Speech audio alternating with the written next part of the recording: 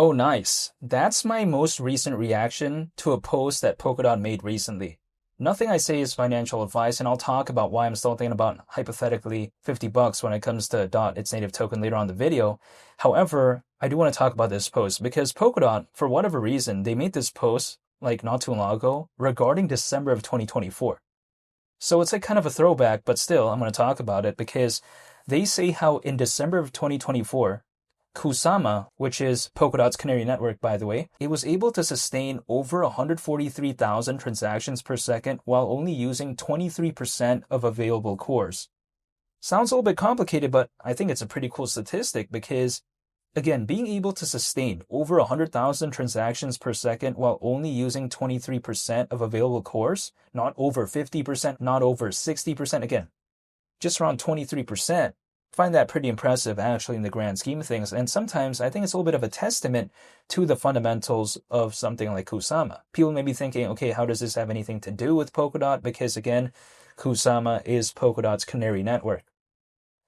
Now, before I explain this though, I want to explain why I'm still thinking about hypothetically $50, maybe when it comes to DOT, its native token.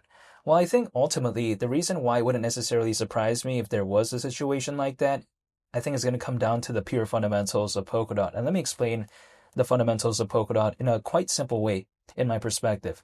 Now, Polkadot, it's focused on connecting blockchains together. So it's focused on basically something called interoperability. Now, what is lacking interoperability, right?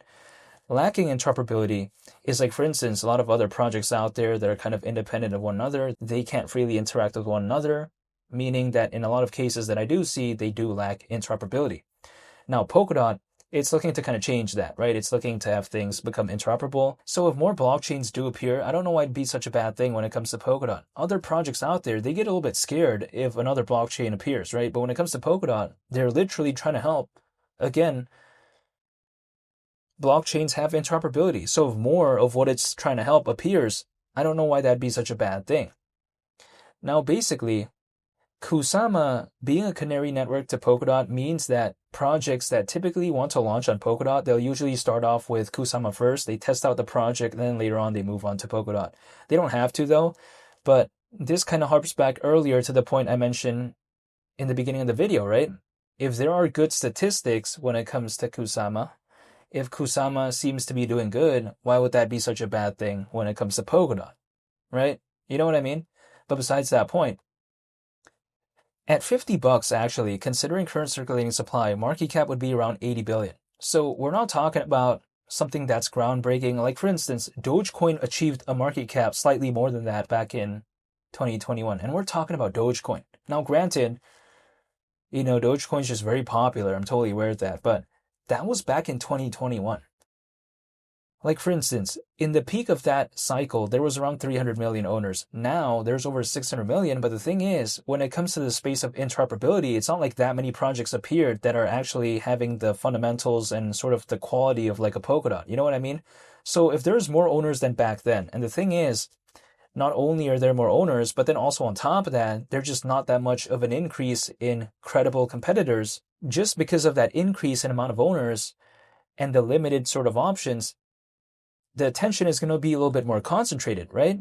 Imagine if I only have 2 pairs of jeans in a store and initially only like 5 people walked in, but then let's say next week 200 people walked in, but there's only 2 jeans left in the store. You know what I mean?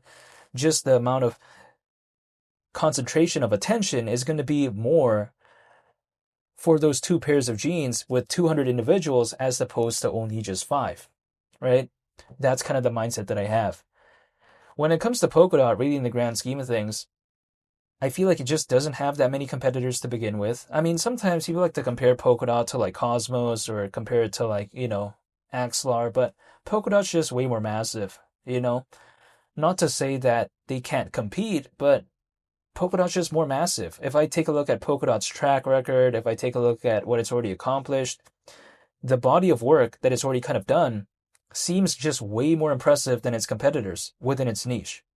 So yes, they could still compete, but then I just kind of feel like Polkadot's sort of resume, the track record, right, the body of work, it's just a little bit different. You know what I mean?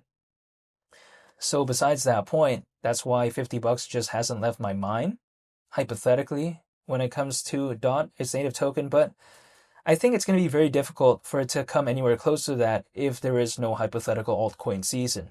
That's kind of like the missing thing. You know what I mean? So if there's no altcoin season, it's going to be pretty difficult in my perspective. But I don't think I've seen an altcoin season during this cycle, so I'm still waiting. But I'm not telling anyone to do anything. But again, I'm still just waiting and staying patient, I suppose. I like to be waiting as opposed to not. If I'm going to be living my life anyways, I'd rather be waiting for something than not, in my perspective. So I just like to be waiting for something, right? I mean, it's like, for instance, Cardano's native token called ADA. Was it around in 2018, 2019? Yeah, but I wasn't waiting at that point, so it just kind of did its thing without me. You know what I mean? This market is going to do whatever it wants to do with or without me. So either I'm in the market or I'm not. Whether or not I'm in either situation, it's going to do its thing. So personally for me, I just like to be waiting. I like to be part of the roller coaster, I suppose. And I want to join that roller coaster. So I'm just still waiting, holding, and yeah, we'll see what happens. But I don't think I've seen altcoin season. But real quick, I wanted to make this video talking about Polkadot and what I think about the recent post that they made. It was kind of a throwback, but you know what? I just wanted to talk about it nonetheless because I find it pretty cool that they even mentioned this in January of 2026, even though the statistic literally is about December of 2024. But yeah, besides that point, I want to say thank you for watching, and I hope you have a very nice day. I greatly appreciate it. And I'll see y'all on the next video. It's been Lee the Captain.